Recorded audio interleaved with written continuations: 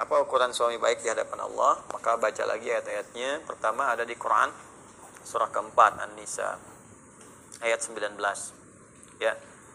Paling kiri sebelah bawah di mushaf. Ya ayyuhalladzina amanu, duhai para suami yang beriman, la yahillu lakum an tarithun nisaa karha. Ya, jangan sampai kamu bersikap buruk kepada pasanganmu.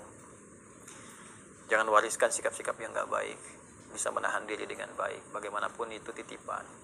Ya, istri kita, istri saya, istri Anda, itu titipan dari Allah Subhanahu wa taala yang kita perlu jaga. Bagaimanapun akan dipertanggungjawabkan di akhirat kelak. Dia tidak dititipkan pada pria lain kecuali kepada Anda. Tentunya untuk dijaga, diperlakukan dengan baik. Ya, jadi kita belajar menjadi baik dan saling memahami. Setiap kita pasti ada kekurangan. Kalau ingin sempurna, ya nggak akan didapatkan. Hanya malaikat yang sempurna. Ya, kalau mau silakan nikah dengan malaikat maut, malaikat Israel tuh ada. Ya, yang lainnya, tapi nggak ada yang sempurna. Ya, nggak ada yang sempurna. Setiap kita pasti punya kekurangan. Sepanjang masih manusia. Jadi kalau suami mengerti istrinya manusia, tentu tidak akan mengeksplorasi kekurangannya. Demikian sebaliknya. Ya, asa antakrahu syai'an wa yaj'alallahu fihi khairan katsiran, di ujung ayatnya. Boleh jadi kita tidak menyukai satu sikap tertentu dari istri atau istri kepada suami, tapi di balik itu ada pelajaran besar untuk menyempurnakan sifat-sifat kita. Makanya agak menarik, biasanya kalau dipasangkan itu akan terlihat saling melengkapi. Jadi memang kekurangan kita itu hanya bisa dilengkapi oleh istri kita. Demikian sebaliknya. Ya. Kemudian yang kedua, tunaikan kewajiban dengan baik. Ya, apa kewajibannya? Ada di ayat 34-nya di surah An-Nisa. Ar-rijalu qawwamuna 'alan nisa bima faddalallahu ba'dahum 'ala ba'din wa bima anfaqu min amwalihim. Ya, lelaki itu qawwam, menjadi pelindung, pengarah di keluarganya, mataharinya. Ya, apa fungsi matahari? Sinar itu kan kalau ada pakaian basah disinari kering kan. Hangat, melindungi, maka lindungi. Kalau ada yang mengganggu isi keluarga, sengat dia dengan sinarnya. Ya, ada air mata, ya keringkan di pipinya dengan sinar-sinar kebaikan itu. Jadi pemimpin yang baik itu maksudnya. Makanya laki-laki diibaratkan dengan matahari. Nabi Yusuf pernah bermimpi. Ya, ini ra'aitu ahada asyara kawkaba wa syamsa wal qamara ra'aituhum li sajidin. Jadi saya melihat di mimpi saya 11 gemintang, 1 matahari, 1 bulan semua sujud. Maka ditafsirkan 11 itu saudaranya. Ya, beliau 12 bersaudara, 11 saudaranya, matahari bapaknya, Nabi Yaqub alaihissalam, kemudian bulan ibunya. Ya, ibu, ya perempuan itu rembulan.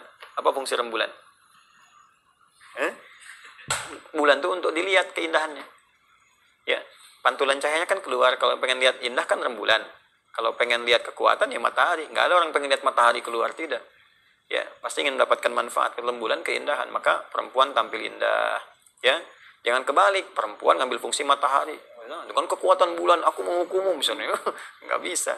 Tetap ya, jadi bulan ya bulan, matahari. Kemudian dia pelindung bima faddalallahu ba'dahum 'ala ba'din wa bima anfaqu min amwalihim.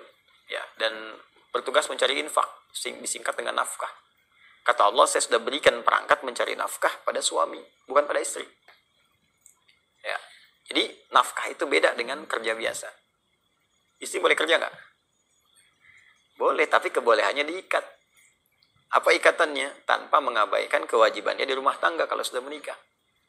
Ada anak jangan sampai terabaikan, nggak dapat asinya, nggak dapat perhatiannya, pendidikan, kasih sayang ke ibu hilang. Ya, lebih dekat dengan asisten rumah tangga dibandingkan ibunya, itu salah.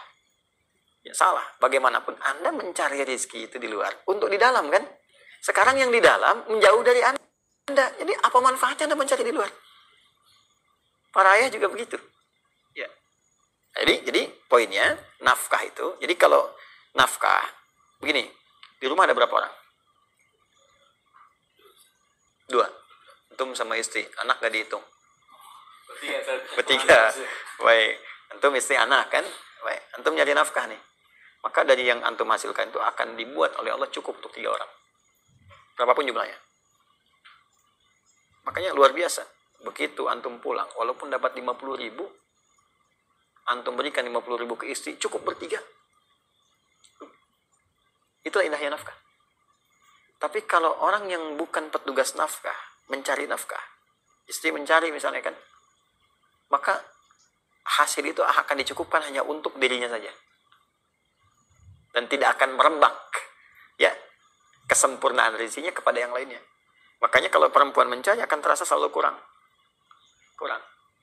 Atau materi cukup tapi ada bagiannya akan hilang. kasih sayang, perhatian, ya, kehormatan, hubungan yang mungkin akan kurang harmonis, pasti itu.